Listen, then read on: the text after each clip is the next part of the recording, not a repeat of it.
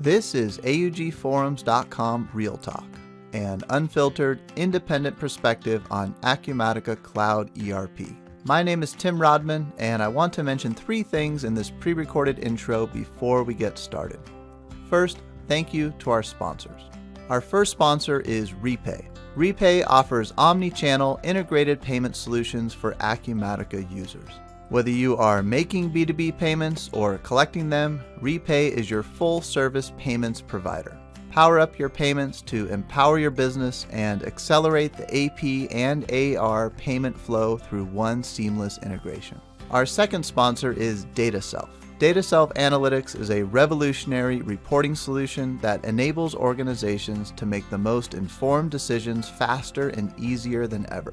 It uniquely simplifies business intelligence, empowers anyone to build and access dashboards, and delivers critical business insight when and where you need it. Our third sponsor is Velixo. Velixo is an award-winning provider of Excel-based reporting solutions for Acumatica. With Velixo, you can build financial, project, and other business reports in Excel with live Acumatica data in just a few minutes and get the answers you need.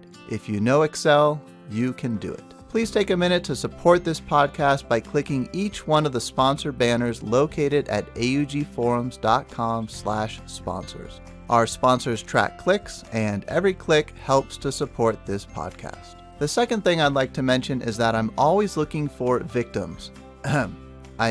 Guests. If you use Acumatica in any capacity, no matter how small, I'd love to talk with you.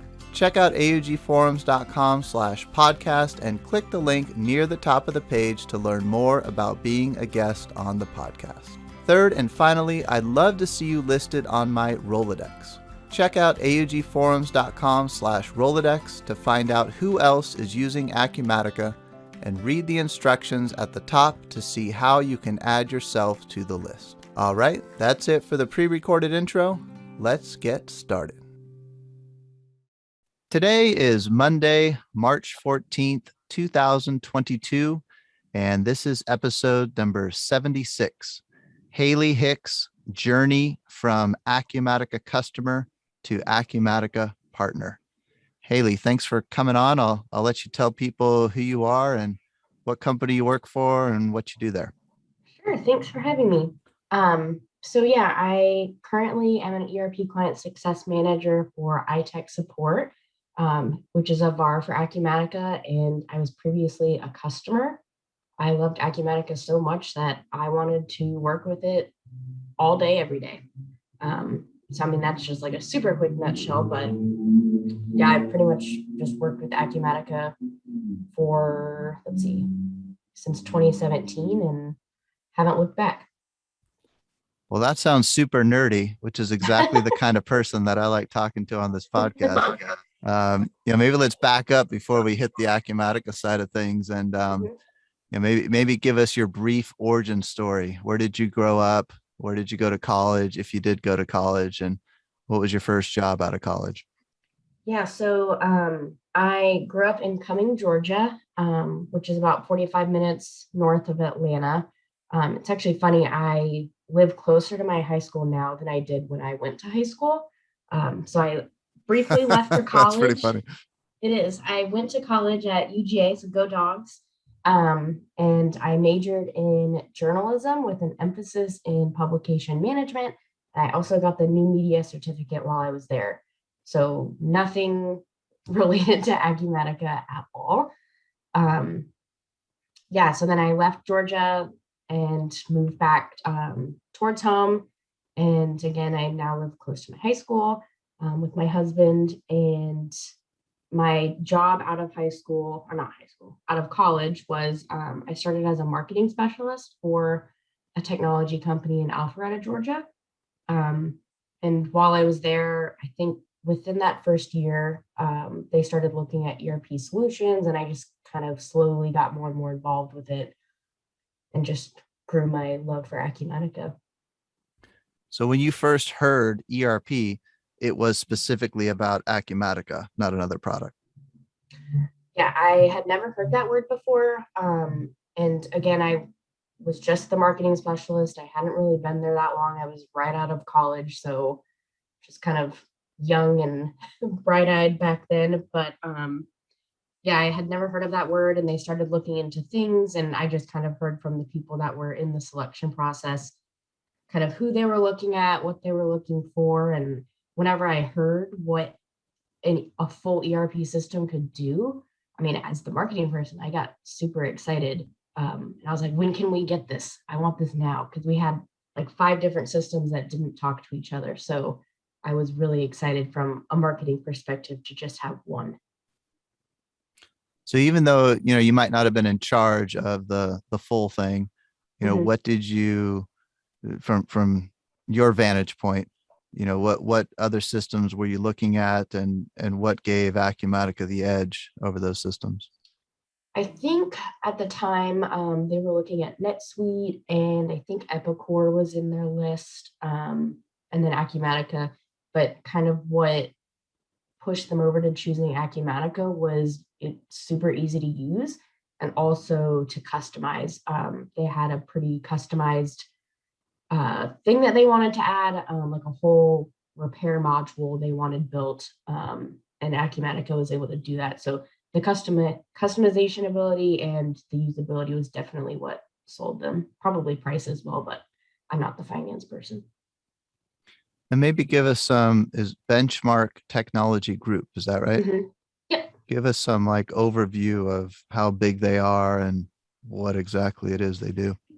So they primarily work with banks and credit unions, and they're pretty much like a bank or credit union's technology partner. So they can go to them for hardware in the banks. They also write a software that kind of helps manage cash in the bank, and they can also provide like project management. So there's the 3 different silos that they primarily work with, and their focus back then was banks and credit unions, but kind of in the last couple of years that I was there, and even now since I've been gone, they're kind of branching into retail as well with that software that they have, just because there's a big push for cash management. They're not super big, but they're also not small.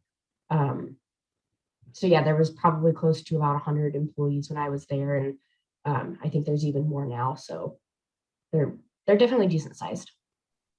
Yeah, that's a good size. That when they were looking at a new system, then were they on QuickBooks, or what were they on So before they Acumatica? used Mass for kind of all of their accounting stuff, and then they had a homegrown CRM system. They had a repair system that they built. They also had a kind of like a e-commerce, but not fully e-commerce system that they built. Project management. Again, they write software, so anytime they could write software before, they would write up their own stuff instead of going out and getting it. So with the accounting and especially the CRM not talking, that was kind of in my mind. I was like, how do we know what the salespeople are doing, and what are they actually selling? How are they communicating? So then when there's a system that can have all of that in one, I mean, the transparency was just like blew my mind. And you've said software a couple times in there, but Yep. then you also mentioned the repair. When you say repair, it sounds like some physical product, Yes. but was Yes. did they have a warehouse of stuff where they actually owned like solutions, or was it more that they were a solutions arm that did require physical stuff sometimes for the banks? So both. So again, they kind of have like their 3 silos of business. One where they're just selling little equipment, printers, check scanners, that kind of thing. And then the repair business, any of that little equipment that they would sell into the banks, they could repair it. So they have a very large warehouse and repair facility. So they can bring all of that equipment in, service it, send it back. But then the software side is more specific to something called cash recyclers. So it's not necessarily an ATM, because the money can go in and back out. So they write the software for that cash recycler device, for it to be able to talk to the bank's kind of platform that they have. So kind of And 3 different then areas that they have. on the software side, Mhm. is that something that they would manage themselves, or is it more something that the Mhm. bank would take ownership of? So the software that they would write, they also had like a support team. They would manage it, install it, support them once it's there. So they have installations all across the US. It almost sounds like you're describing a VAR a little bit. Is there Yeah, similarities, you think? kind of. Except, I mean, they're writing it themselves, whereas a VAR would be, supporting someone else's software and selling it. So more direct, I would say, a little bit.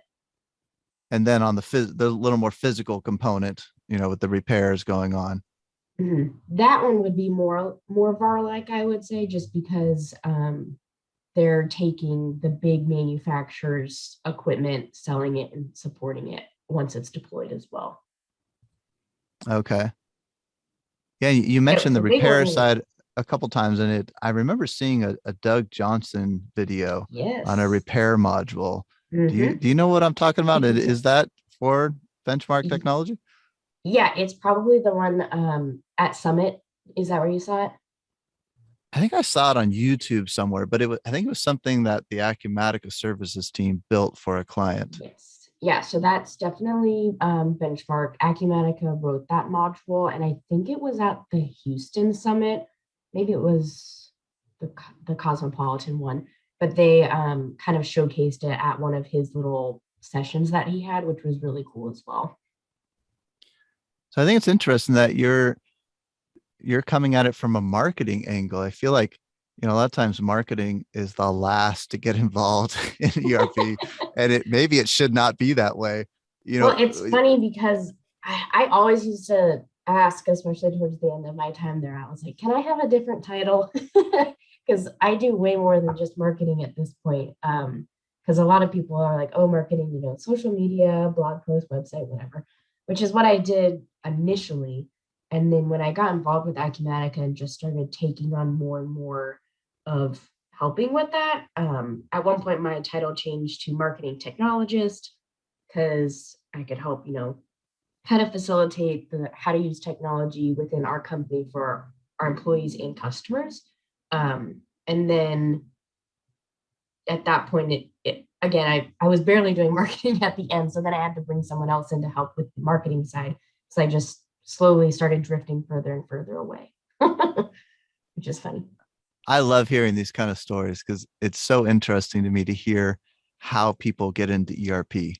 And there's a lot of common themes. One common theme is they didn't know it in college. And I think another common theme is there's not really a standard path to get in. And to me, this is a new one. You came in for marketing. That's awesome. And what's really weird is my first time even logging in with Acumatica is during implementation.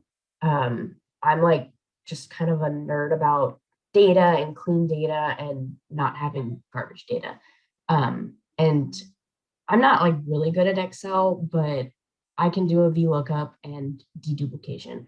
So my boss, who's the CTO, was like, hey, can you help get our part number list that we pulled from Mass as 20,000 part numbers?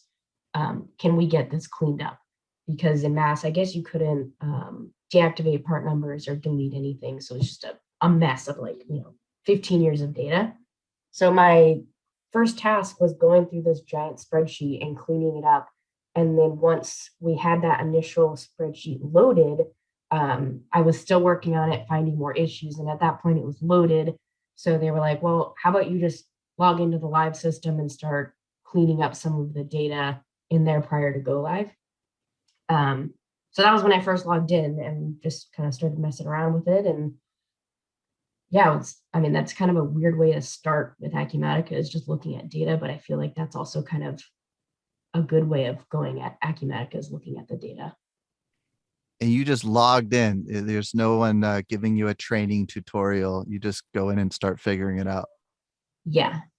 And even then, I just was looking at things. I probably was looking at your website back then, learning things as much as I could, reading the help guides.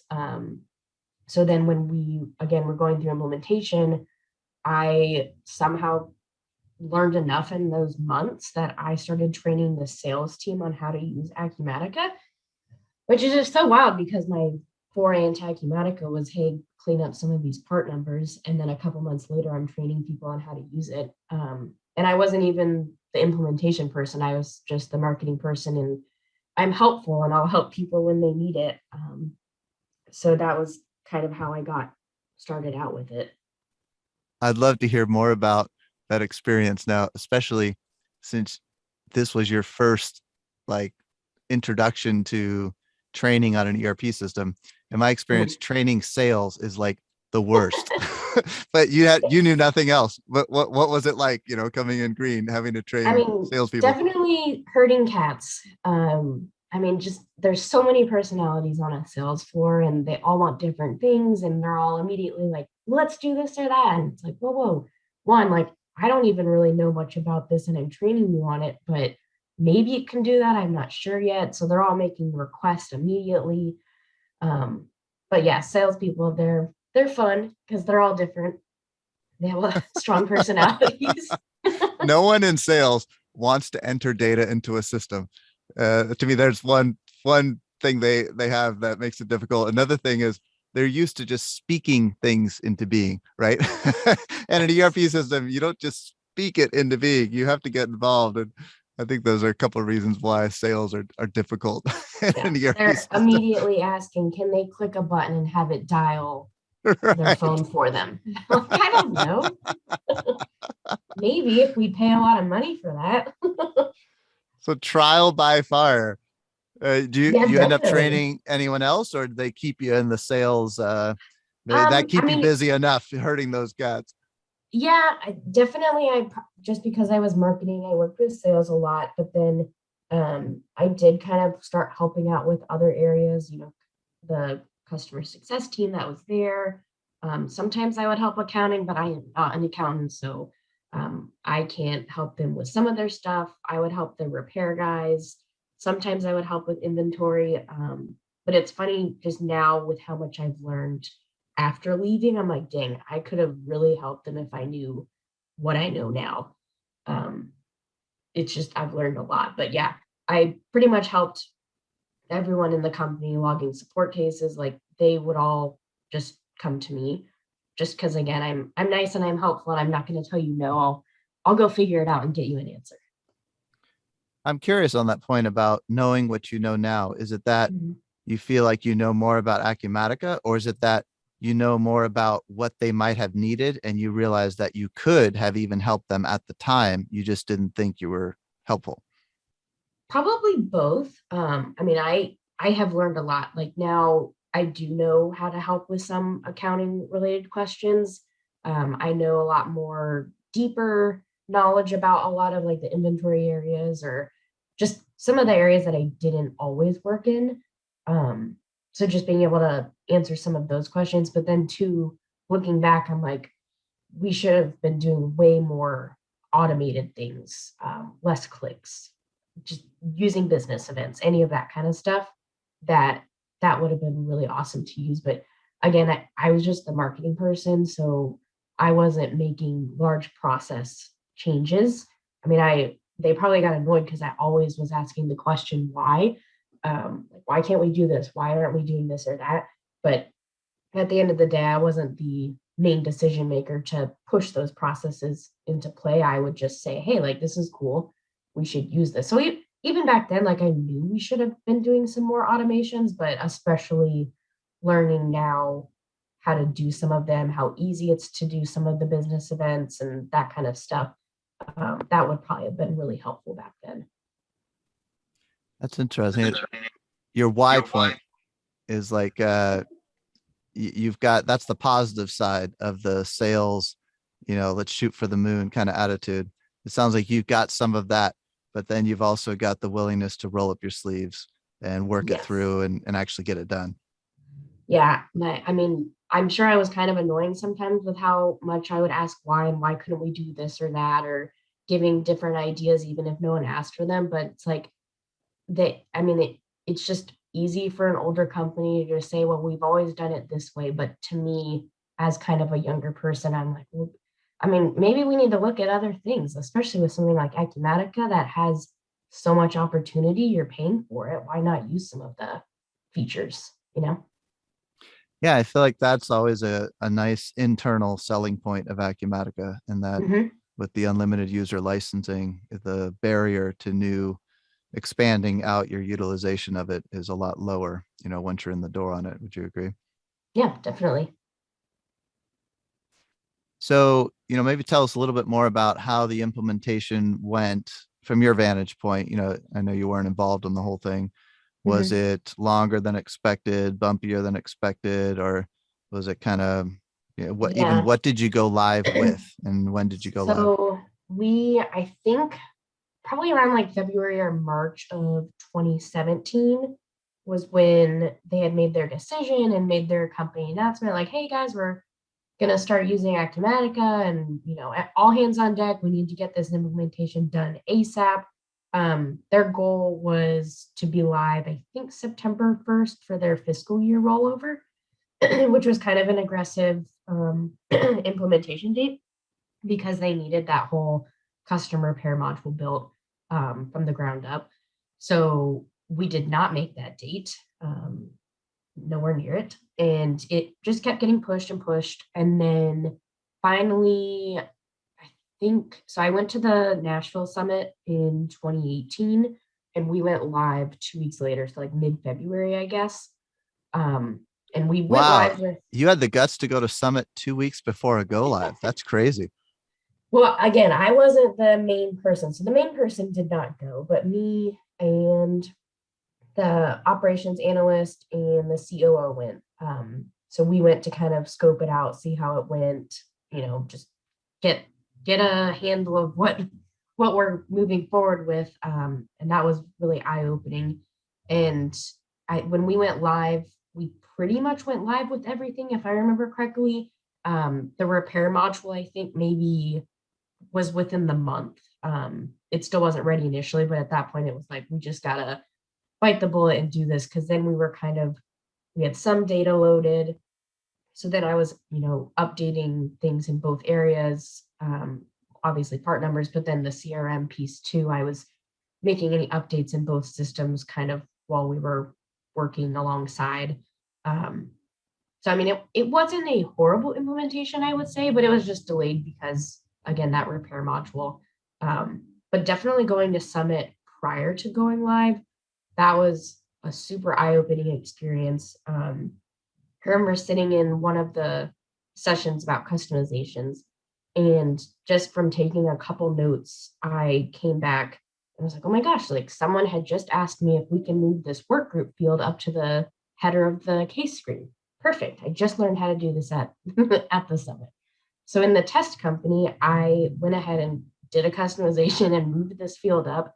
Again, not knowing really what I was doing. So then our partner was like, whoa, what are you doing? We're 2 weeks out before go live and you're writing customizations. I was like, it's in the test company. And they're like, no, that affects all of the tenants. Yes. So Oh, that's a tough lesson. yeah, so I was like, I didn't know. I just learned this thing at Summit, but I thought that was just a really powerful thing to learn that just at this conference, I was able to write a customization package and move a field, which again, just from my perspective, I was like, that is so cool that, we don't need anyone's help to be able to do things. But then I was like told that I couldn't do that and they had to take it away. So, but I learned my Well, lesson. still, I like how your overall takeaway was positive. I think you could say that knowledge is powerful.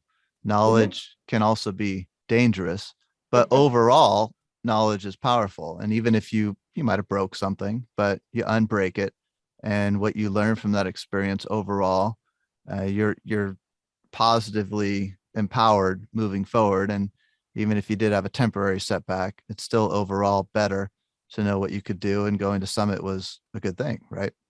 Yeah, definitely. I mean, I after that I look forward to going to Summit every year because I'm like, if I can learn how to do that in just like, 20 minutes, what else can I learn from the next year? And I'm still chuckling that your entry was marketing and now you're customizing the system. That's just awesome. Yep. It is kind of a weird flow. Whenever I was talking to the guy at Acumatica before this last summit, he obviously was asking me where I started, what did I do with the customer, and he also was like, wow, that's an interesting journey that you've taken to get where you are today. But yeah, I just love Acumatica.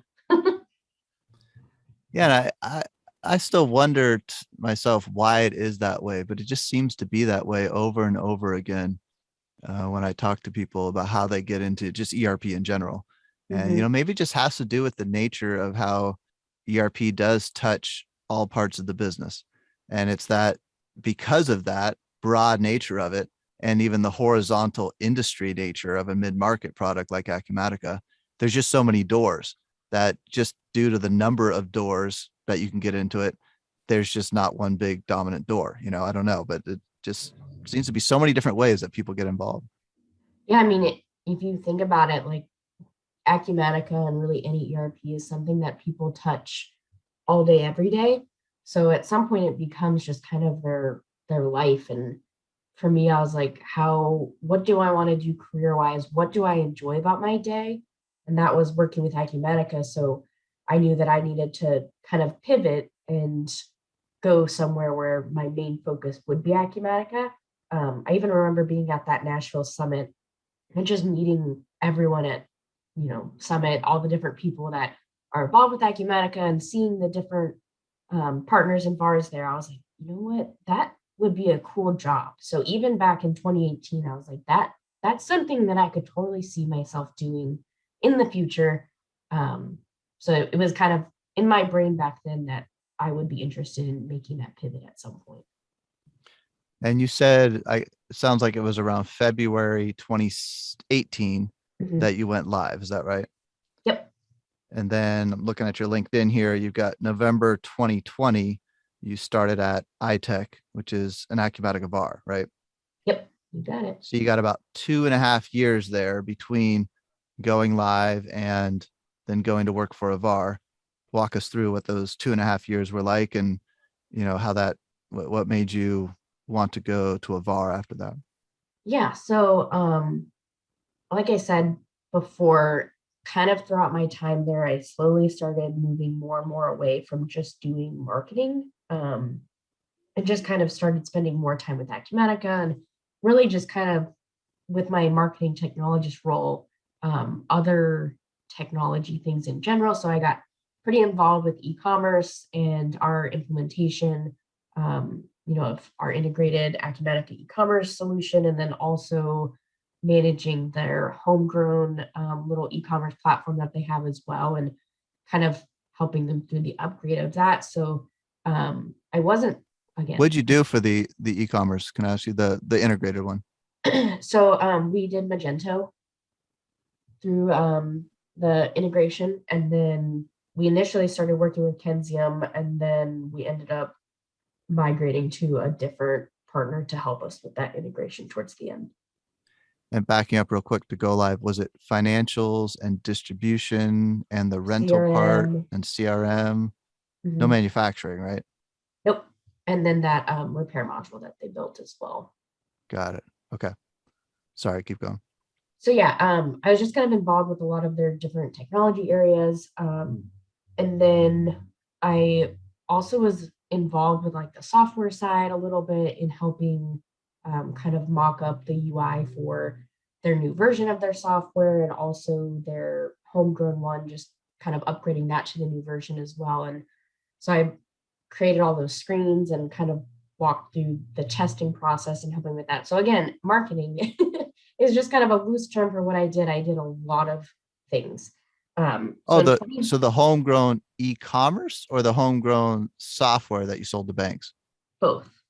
So Oh, wow. You're all over the I place. Yeah. I know. I pretty much touched and talked to everyone in the organization, which was really fun. I liked that a lot. But yeah, I helped kind of design the their new version of the software, um, as well as their new retail one that they were working on, and then their their little homegrown one. I helped redesign that one, especially from a process perspective. Again, my my biggest question, which was maybe annoying, was I was like, why are we doing it this way?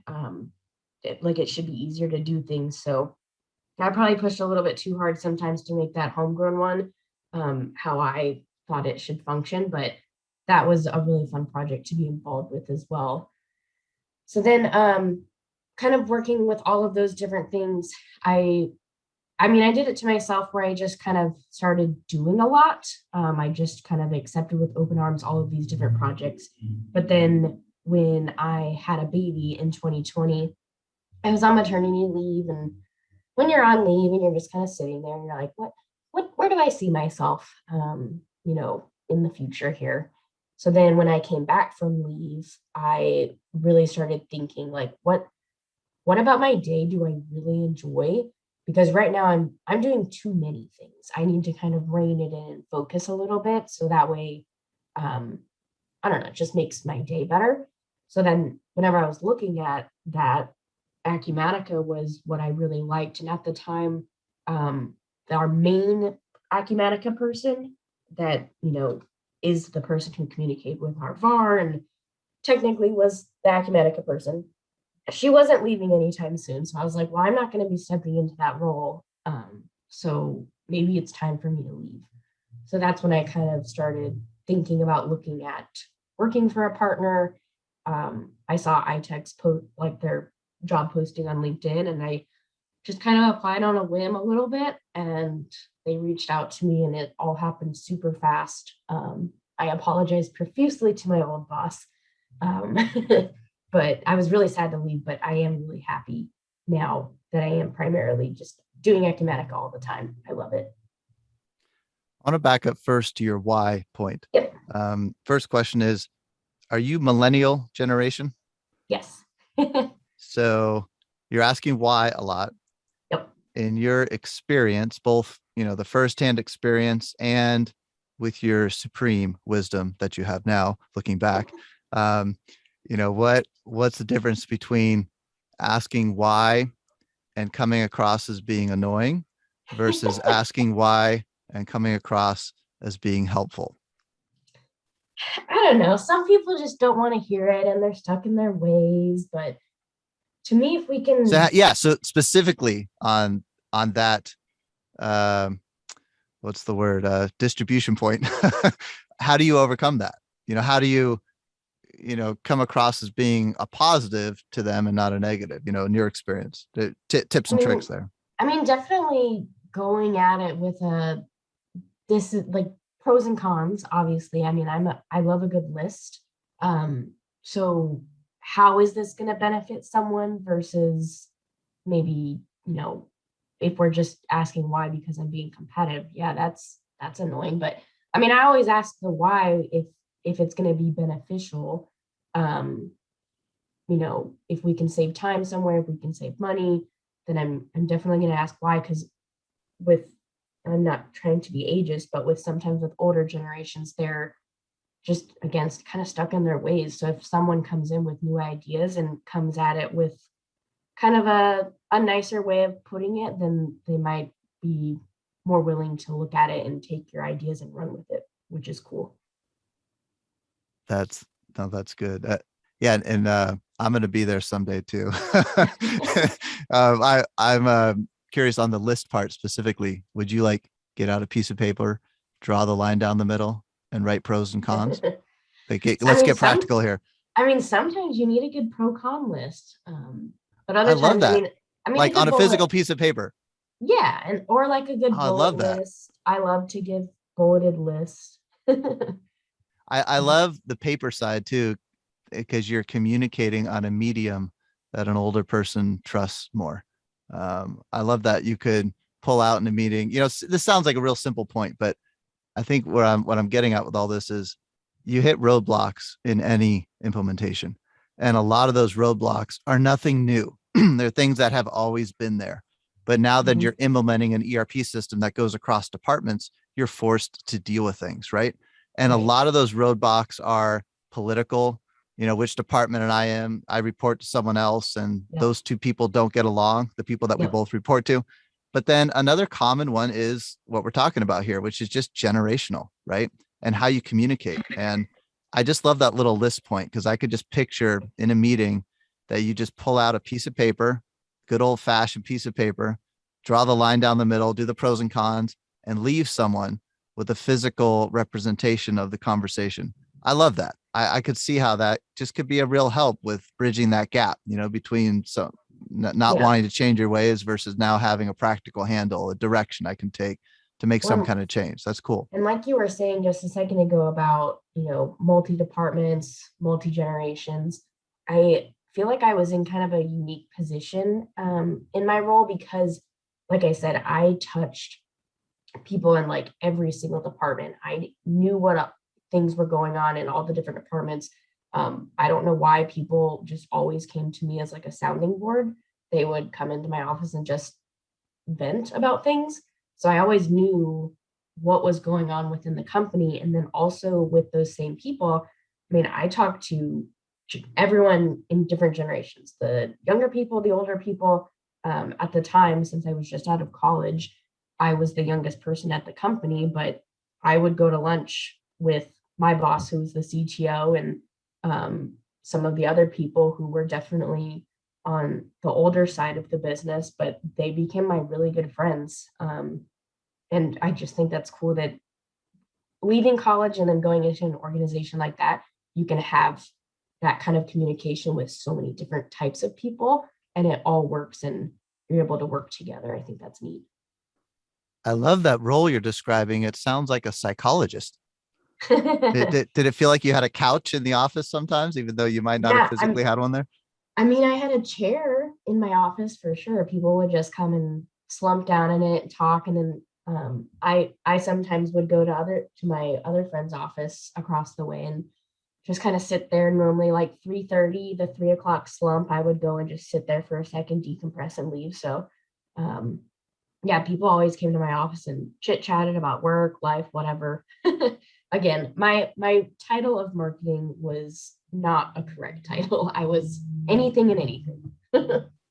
Systems counselor, maybe. Yes. Yes. I love that because, there's a couple things I hear there. One is that your age doesn't matter, in the sense that to be a good listener, you don't have to know the topic, right? You just have to be a good sounding board and someone who cares. It sounds like you did that there. So Yeah. your experience, your age doesn't matter.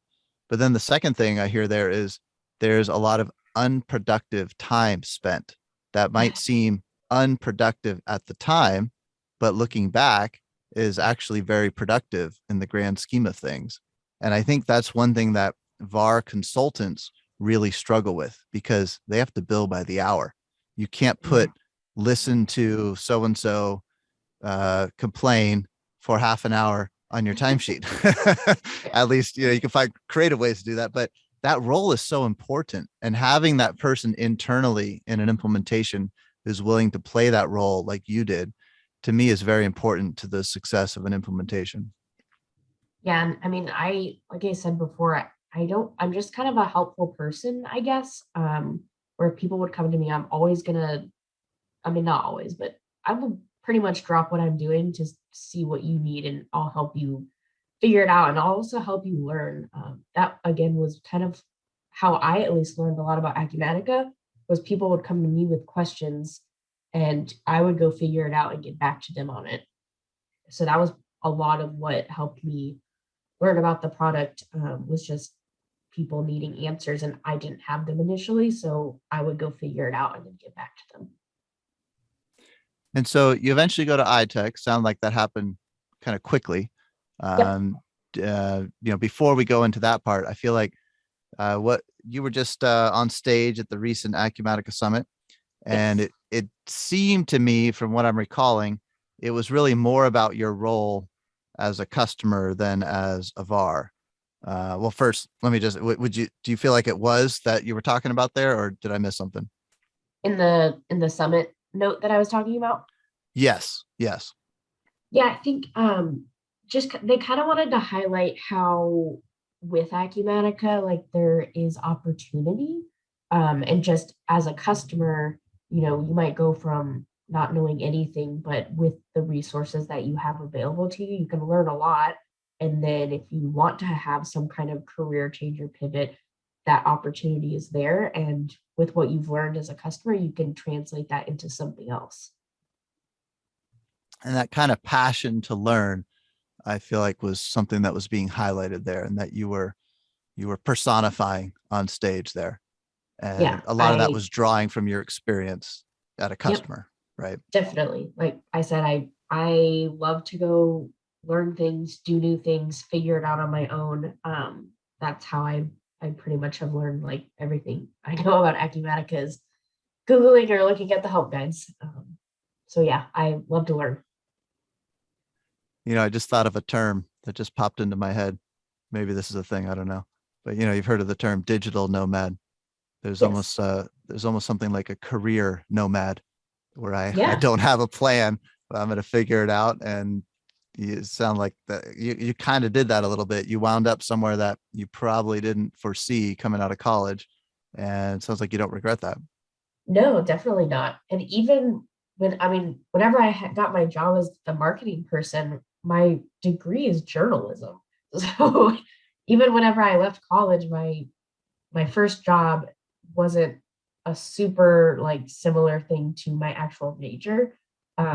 My certificate program, the new media piece, was kind of dabbling in it, but I mean, not really. I didn't take any real marketing classes or any of that kind of stuff, but I used to always say I can make things look pretty as the marketing person. I'm really good at that. So, and also obviously with the journalism major, you're good with words as well. So that's kind of how it translated. But yeah, everyone was like, "Oh, you're a journalism major. You're gonna go work for a newspaper." No, I don't want to work for a newspaper. So I got to ask you this, see if this resonates with you. I've given some thought to this. I personally like the reporting side of Acumatica the most. It's what I gravitate towards. But I also like doing stuff like that we're doing right now, podcast stuff and sharing information on forums, blog posts, etc. And I've thought about just the nature of the word between reporting when you're talking about creating reports in an ERP system and reporting in the sense of a news reporter.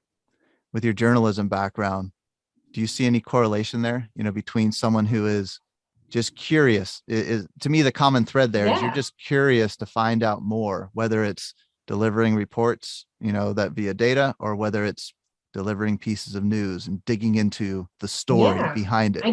I guess I've never thought of it that way, but I've always been digging into things and giving people information on what I find, which I guess is technically a journalist. So thank you for making my job relate to my major. I think it does tremendously, even more so than the marketing, right? Marketing Yeah. is very comfortable with gloss. It's like, I make this nice looking thing.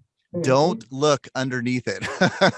But journalism, I could see you're not satisfied with the surface. You want to get into the details and find out the reason why. And I could see that being a real asset, to someone in ERP.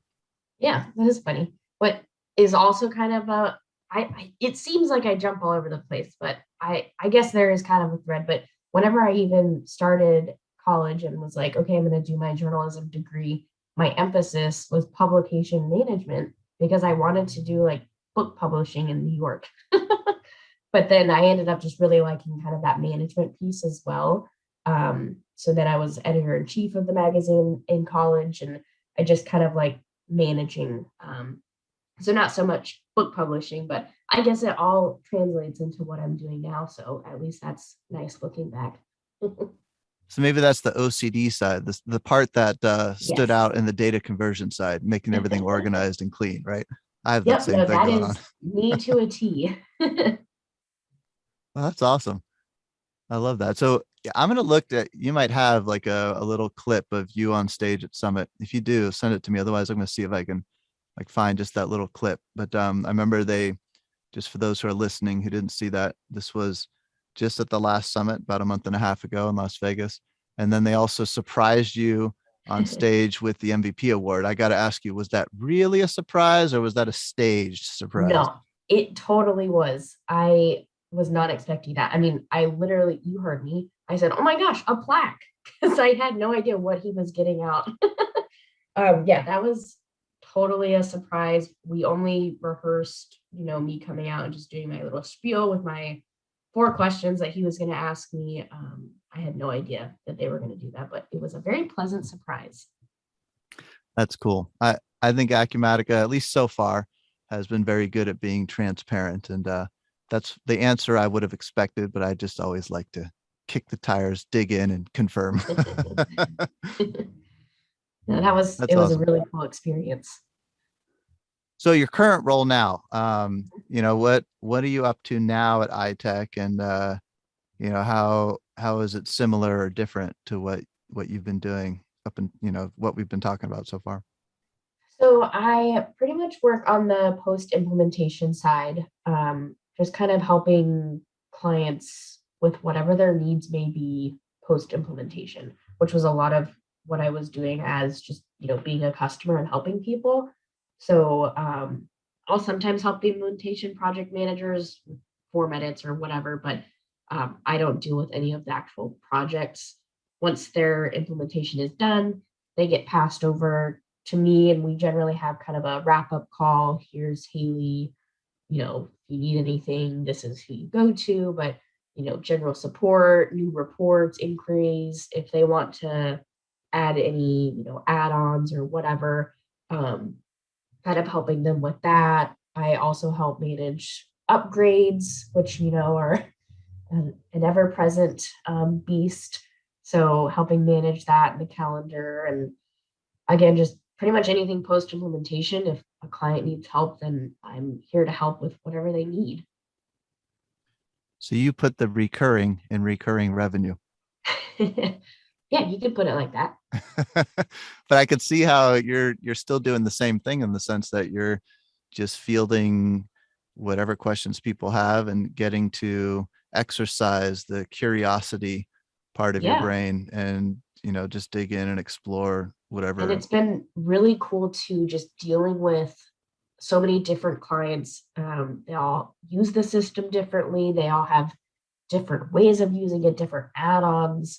So that's been really fun as well. From obviously, I'm an Acumatica geek, if you can't tell so far, but just seeing how everyone's using it. And then I feel like coming from a customer, I have kind of a unique perspective where I'm going to ask them questions, follow-up questions to see what do they actually need. I'm also going to give them additional information on how they can do it themselves. Just because that information is out there, I at least want to empower them to be able to do it themselves. Because I think that's kind of a cool perspective coming from a customer to a partner, in that I've been in their shoes, so I know what they may need without them needing it. Whereas before, as a customer, we would go to our partner, who was an iTech, and we would say, we need this or that. And they would take what we said literally, and then we would be like, well, we didn't actually need that. Like, we needed something else. But at the time, you don't know what you don't know. So, we don't know really what to ask, I guess is what I'm saying. So I try to think of that experience, and I always ask follow-up questions to people if they submit something. So I think that's a cool perspective. Yeah, I feel like your why questions are even more important now than they used to be. Yeah, definitely. And maybe even more welcome. Right. And I also try to tell people, like, hey, whenever they find out that I was a customer, I feel like they kind of are like, oh, okay, like, she's been where we are, like, I can go to her. So I'll, again, be that sounding board for people if they need something or want to vent about whatever. Like, I'll listen, and then I'll help you and try and get you what you need. But yeah, definitely, I just love working with all the different clients. So I foresee myself being on the post implementation side for a while. I don't have plans to go to the implementation side. I like where I'm at. Yeah, I could totally see that. You've got street cred, having been a customer. The example I like using there is like in the military, you can go straight to being an officer if you go to college first, right? But then based on my understanding of it, from what I've heard, you just kind of lack some credibility, versus if you worked your way up to be an officer, you just get a lot more respect because you were in those shoes before. Right. So I like to be transparent with people, and tell them that sometimes if it relates to our conversation. But I think it's helpful for people to know, if they don't know, just maybe why do I come at them with follow-up questions on things instead of just doing it? Why is she sending me, information on how to do it when I can just send it to her? But I at least like to give people the opportunity to maybe try and figure it out and do it themselves as well. I've got something else I want to ask you, but quick time check. Do you have another like 10 minutes or so? Yeah. You've kind of brought it up a couple times with your nature of, in a sense, wanting to teach people to fish rather than give them the fish, Uh-huh. and wanting to empower them. I've also thought similarly. And, one thing I want to ask you is what have you found in terms of practical mechanisms, things that allow you to reach more people than just that one-on-one conversation? You're on the community forums. Have you tried doing any type of video training courses? Have you thought about holding any type of user group or lunch and learn things? What are some like practical ways that you can reach more people than just having a one-on-one phone call and being able to scale your time investment, to benefit more people? Yeah, I've done a couple video recordings, and then I'll give them to our marketing girl to, jazz them up, and then she posts them. We're also this year as iTech starting a lot of internal lunch and learns with our clients. So partnering with like an ISV, but then also having half of our lunch and learn with something that may be beneficial to the client. So like one that we have coming up is I don't remember who. Oh, I think it's Avalera, and then the second half is talking about two-factor authentication. So just teaching the clients that that's available, how to set it up, all in one. So that's kind of a push from iTech's perspective, is having those lunch and learns, teaching people, and then also trying to do a lot more videos. I think is kind of what we're planning on doing this year as well, just to have that out there to be able to send clients, our video links instead of maybe looking online at other people's video links. I do send a lot of links to the help guide though, because it is pretty helpful. I find a lot of information in the help guide. So yeah, iTech has an internal push to help clients get that information as well. The lunch and learns, are they virtual or in person? Virtual. Have you guys thought about doing any in-person stuff yet? Or are we still too We close kind to of the pandemic? we kind of talked about that at Summit, I believe it was, whenever we were just kind of sitting around chit chatting, that would be kind of cool to have, kind of like an iTech client gathering of some sort. Because I know when we were at Summit with a couple of our clients there, I think it was cool for the clients to obviously interact with our other clients and just kind of get that bond of, we're working under the same partner. How do you guys use this system? Just kind of picking each other's brain, I think is cool, to do that in-person stuff. I know I personally, whenever I was a customer, I loved going to any kind of lunch and learn in Atlanta. I went to a lot of the user group things or the road shows. I found those really helpful, again, just to be around people. Summit's awesome, but it's only once a year. Yeah, and you might already know about this, and I'm not up to date yet. I want to have another conversation with Joel on this. But Joel Gress, who Uh-huh. now works for SWK, Joel's down in Atlanta, and Yeah. he pre-pandemic did an Acumatica user group in Atlanta, and he's doing another one in the next couple of months, but he's only doing it for SWK I was customers. just gonna say that. I looked at that the other day because I previously went because we had a partner, and then we actually had DTS as our partner before I left Benchmark. And so I knew Joel. So I always went to the user group meetings, but then when I went to go look at that one recently, I saw it was only for SWK, and I was like, well, darn it. I want to be able to go to something local, not just SWK. Yeah, where I'm going with that is I think he's onto something there, because I know a lot of VARs, probably every VAR, is nervous about a local event that just is open to anyone. Yeah, And maybe that's something iTech does, open something that's just for, you're already talking about doing it, right? That's just yeah, your clients. And I really like that, because you still get the benefit of opening up the doors to more conversations without, I totally understand from a VAR's perspective, just this total wide open thing gets sticky. It's VARs don't trust each other in general. right. Or maybe that's not the right word, but it just makes them uneasy. And I think it's a great idea, just have something among your clients, that allows them to connect with each other. You end up learning from them as well, right? And find needs that you can help them with that you might not have known about. I think it's a cool idea. Yeah, definitely. No, I really like that because it just going to Summit, one, I met my coworkers for the first time at that summit. And then two, meeting some of our clients was really neat because I've been with iTech then for over a year, hadn't met any of my coworkers or clients in person just because I work in Georgia and a lot of them work in Florida with some others scattered about. But that was neat to just actually meet in person. So I would definitely be interested in doing more of that throughout the year. And on your video side, it's something I've given a lot of thought to. I sat down and just did nothing for a whole month, but record a video training course on generic inquiries and pivot tables.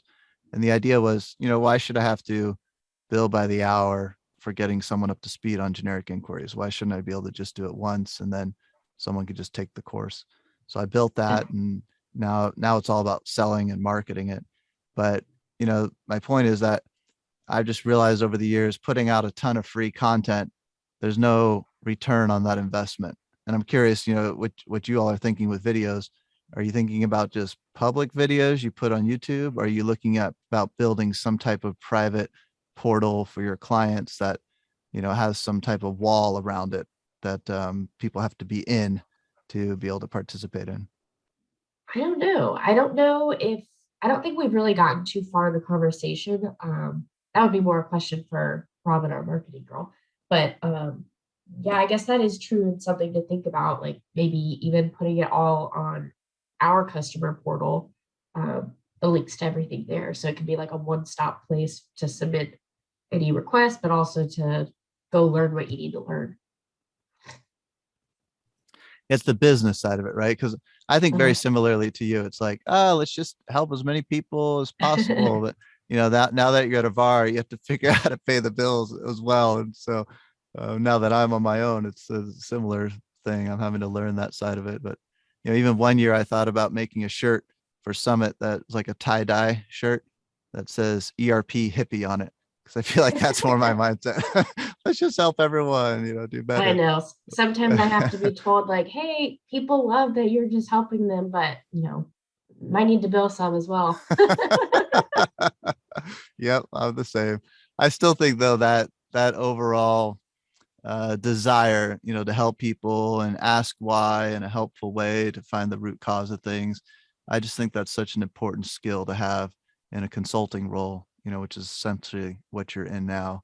And so many people just take the question at face value. They never dig in. Right. So Yep. I think it's great that you've landed where you're at for now. And, I wish you the best with everything you're doing there. Thanks. Like I said, I love what I'm doing and I can't even imagine not dealing with Acumatica every day. Any other last things you want to leave our listeners with that we didn't get to?